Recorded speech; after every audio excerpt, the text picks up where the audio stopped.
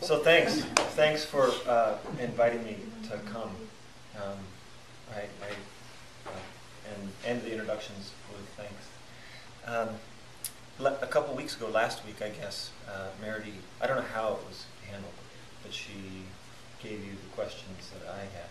So we've already sort of had the beginnings of the conversation, right? I mean, I've asked a couple of questions, you've responded, and it's my turn, I guess. So I'm going to spend 10 or 15 minutes, well, maybe 15 minutes, maybe 20, but hopefully 15, responding again, and then we can quit that nonsense and maybe have a conversation. That would be cool, which is what I'm eager to do.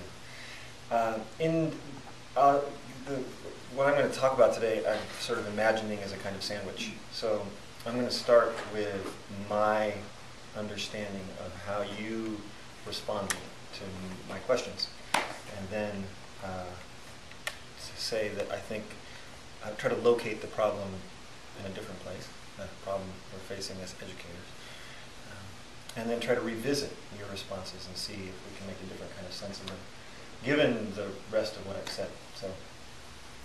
So that's it. What I did is I had two questions that I asked you, and then I tried to just capture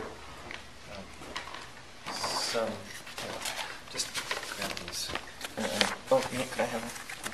You don't need a map, I don't think. That's what Sharon gave the Paul Ball. So the questions I asked were, what is one? Is there a clock in here that I can just? Oh, that'll be more discreet. Is there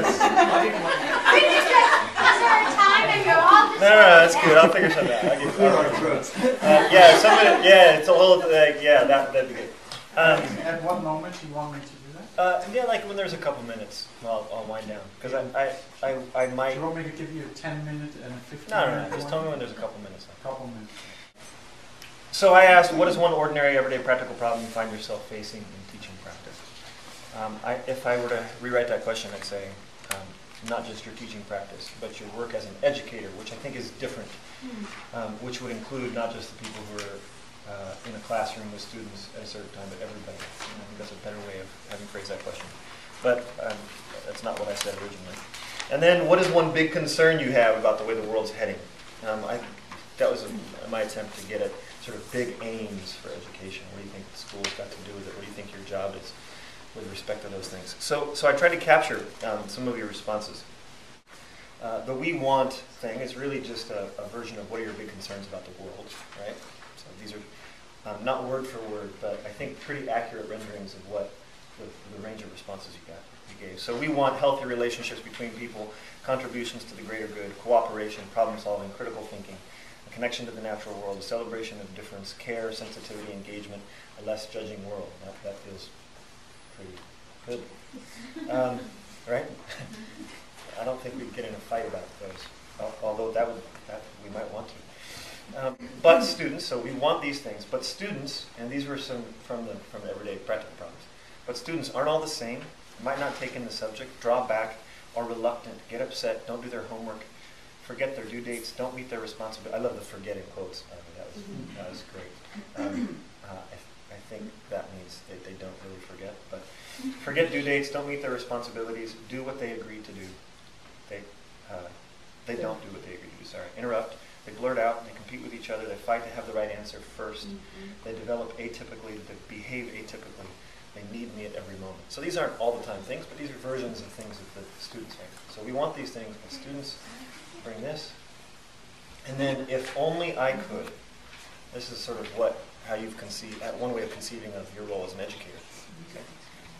If only I could create new, innovative methods, assess their understanding, push the students at the right time, find more time, connect it to the real world, communicate better, communicate more, get students' attention, address all students, differentiate, channel their energy, find resources, make kids feel safe, feeling happy, be there at every moment, engage students, get them to enjoy every moment, follow standards, get the parents on board.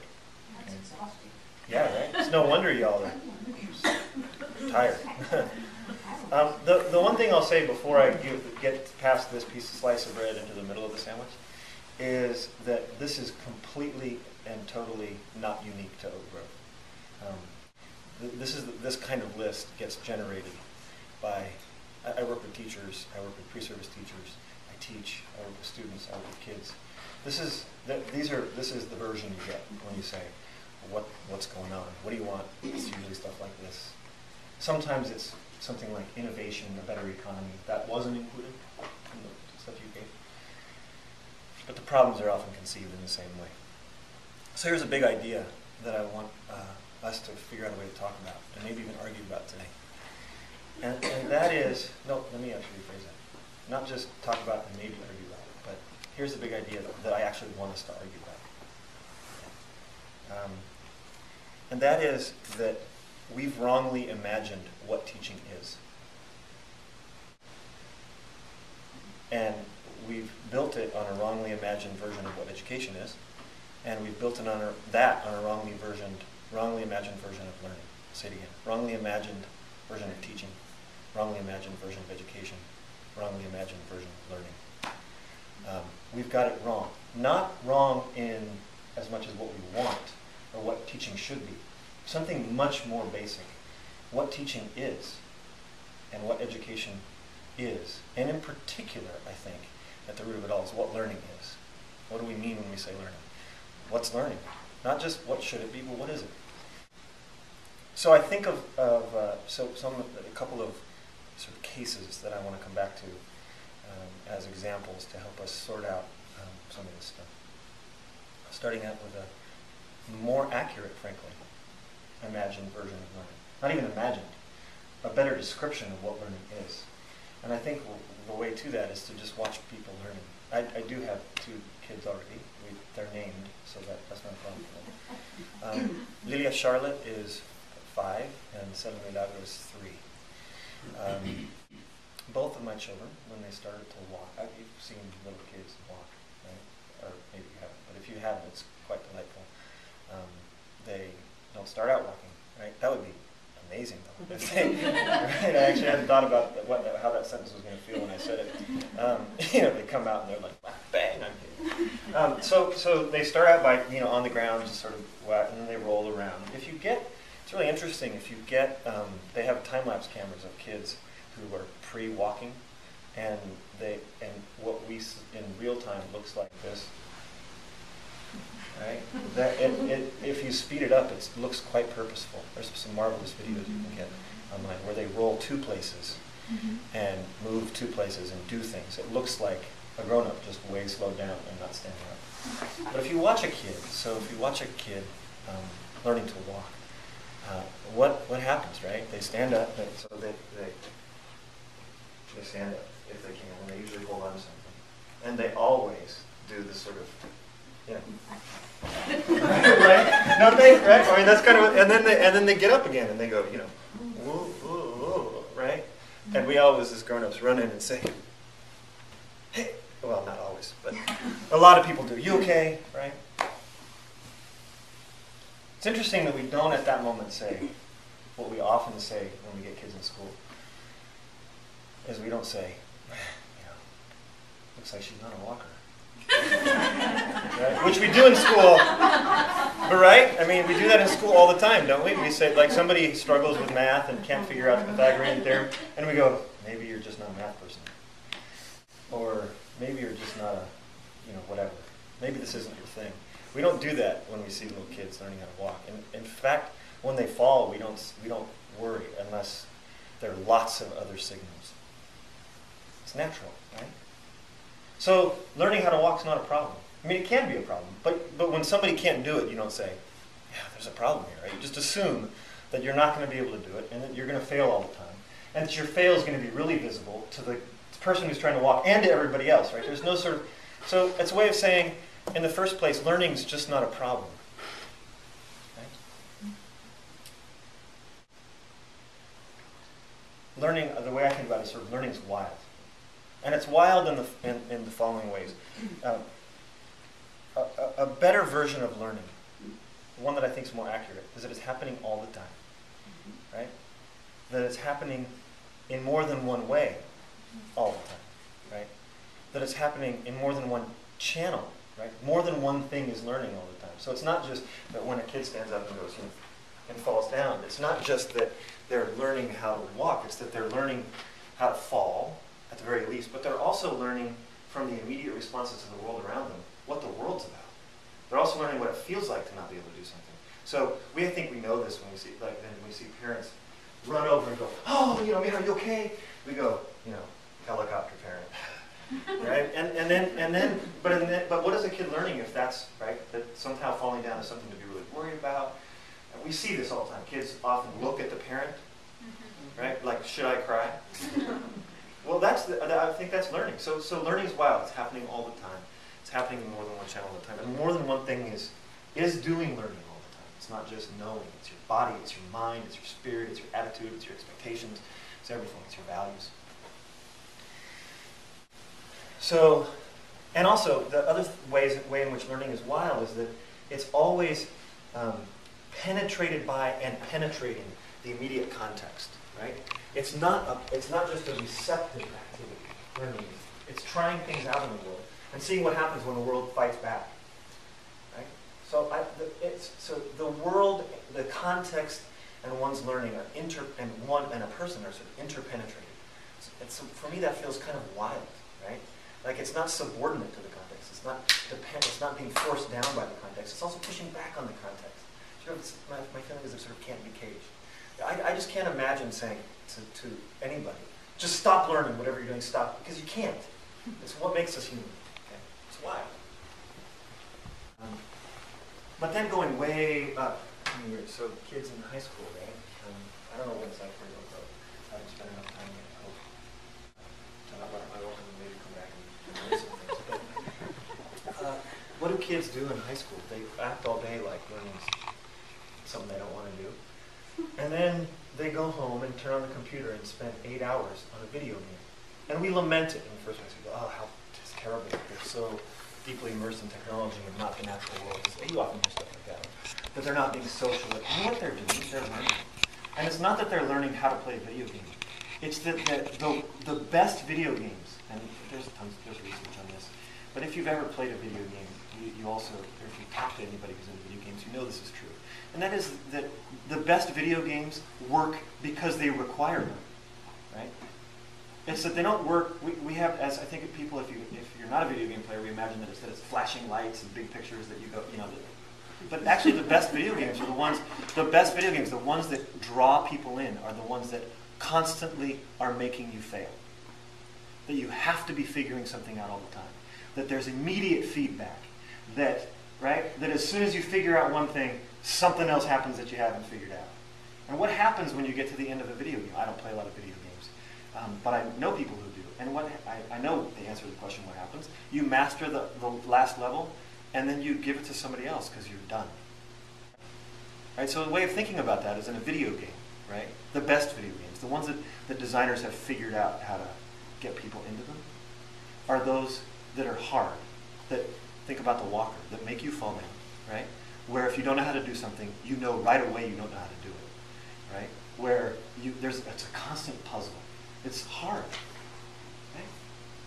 So in this way, it's not just that learning is wild, but now we get more. That we can see that learning likes certain things, right? Learning likes risk and failure. It's not just that learning is wild, but learning likes risk. Learning likes failure, right? That may seem counterintuitive. I think we have an idea that somehow if we protect students, if we keep them safe, or safe is like safe from, right? Protect them, that somehow that's the best environment for learning. You know how many people would pick up a video game where it was, easy, and you never died, right? The video games that people like, we might not like that they like them, but you know what the video games are that people like? They're the ones that are insulting in addition to be places where you fail. Right? It's like you fall down and die and it says, "Die, sucko." And you go, right? I'm telling you, and that's how, right? So there's this we have this intuition, we have this imagined version of learning that it's this sort of hold the hands, feel good, it always, on the contrary, learning at its best, learning at its least problematic, right? Learning that just kind of moves because that's what's happening, right? You don't have to push it. How do we push? You don't have to push it. It's almost like it's drawn forward. Is learning that's got immediate feedback, where you're constantly being challenged, where you don't know, you may know the answer, may know where you need to be, but you don't know how to get there, right? But it's also learning where you get to press reset, Right? That's really important. So if you've ever, last time I was in a video game, it was Pac-Man. And so it was an Atari. And what you do is if two of your little I don't know what they're called, Pac-Men? If two of you, if two of them died and you were left with one, and it happened too fast, you know what you did? You didn't even look around, you just went, reset. Right? Start over.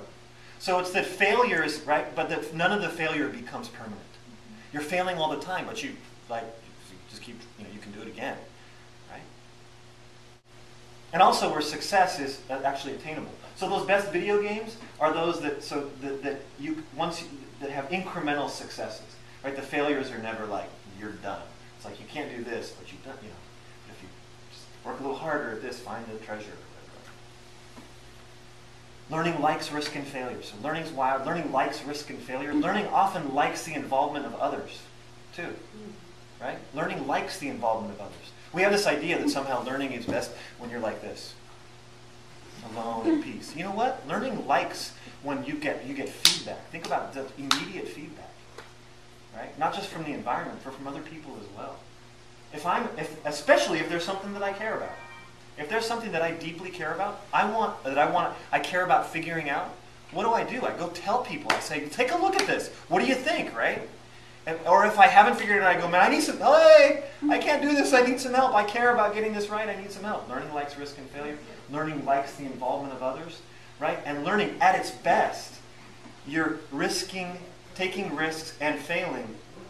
And that's connected to involvement with others, right? So that others are there at the right time to help you identify what the failure is and actually move you through it. So this version of learning, there's all over the place. I keep like my little kid walking and playing a video game. You know what? It's everywhere. It is all over the place. We don't need to try hard. This version of learning, what I think is really interesting, which I think is more accurate. I'm not imagining these things. This version of learning, right? This account or description of learning. Also, you find, I think, that the motivation problem, right? How do I motivate students to learn? It's just not a problem, right?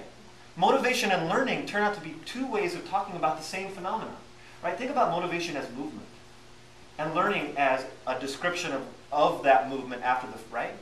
If you're not moving, then you're not learning. If you're moving, then you're learning. It's like motive, automotive, emotive, movement, right? So this account of learning, which I think is far more accurate as in terms of our engagement with the real world, right? And the things we can see, learning doesn't turn out to be a problem.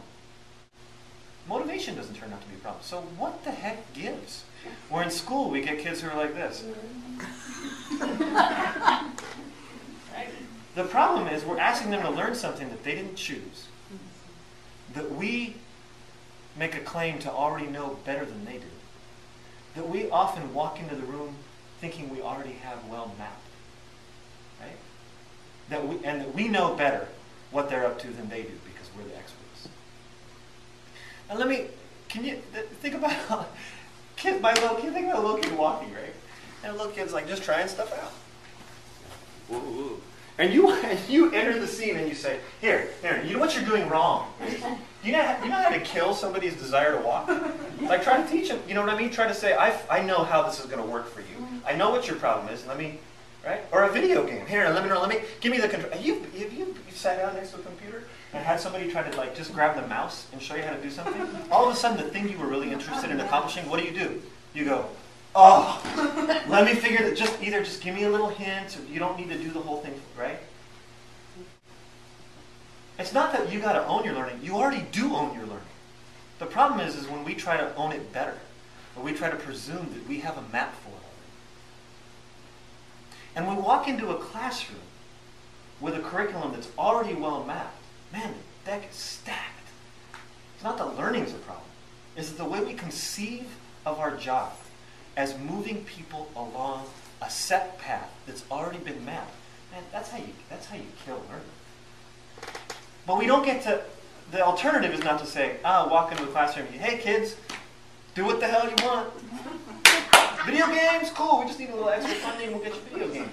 We still have a responsibility. So what doesn't go away is a responsibility as an educator to help people do learning that they might not have chosen to do on their own.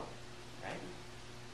what's teaching then? Given all that stuff about learning, what would teaching be? Wrongly imagined conception of teaching. I gotta think of another way to say that. I keep stumbling over it. Wrongly imagined conception of teaching built on a wrongly imagined conception of learning, maybe even motivation. Right, so, what would teaching be if we've got this? Teaching would be something like, find out where kids are and how they're moving and get in the way at the right time, in the right way, right? So that they do the kinds of things you'd like them to do. It doesn't feel like, maybe something like, teaching in this case would be creating an environment, right? Creating an environment where the learning that is otherwise not problematic has a chance to stay alive, not become alive, to stay alive, because it's already alive. It's to stay, how do we not, it's not about how do we make it, how do we not kill it? I think is a way to talk about it. It's not about how do we make good learning happen. It's not about how do we push kids, how do we get kids to do, to shut up and listen, or do their dang homework, or, right? But how do we not kill learning? Because learning is what we're wanting to do all the time anyway. If you leave kids alone, you know what they do? They don't go like this. Right? I have this idea that we act as if without us, kids would dissolve into mush. You know what kids do? Kids become alive.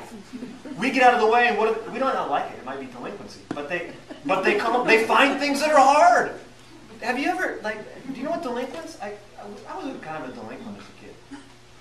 Do you know what we do? We'd make sure that there was a risk we were going to get caught by the cops. If there wasn't, it was like, if there wasn't a risk that we were going to fail, then why would you do it? It was just showing off. Right? So how do you increase, how do we make it, how do we as teachers make it rightly risky? Not eliminate failure, but make failure happen all over the place. Not give students a map, but find out where they are and begin from there. Math teacher is a great YouTube video. I'll give it to Mary, she can share it.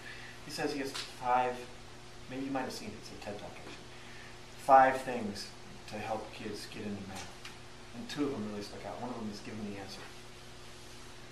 Just don't tell them how to get there. That sounds right to me. Right? Give them the answer. Just don't tell them how to get there. Because if you don't give them the answer, right? As a teacher, you got the answer. I know what the answer is. And we do this as teachers all the time. We ask non-answer questions. Right? Like we say, hey, Dylan, what time is it? You're 21 minutes. Very good. Right? Can you imagine? You hear what what time is it? Very good. Like, if I didn't know the answer, I'd say, thanks. Hey, Dylan, what time is it? 21:15. Oh, thanks. Right? Because I don't know. But as teachers, what do? We have the answer. We ask the question, and the student's like, have I got the right answer? And so we say, good job, or whatever else. We do this other thing in teaching. I'm going to take about 3 minutes. We do this other thing in teaching. What they're called designedly incomplete utterances.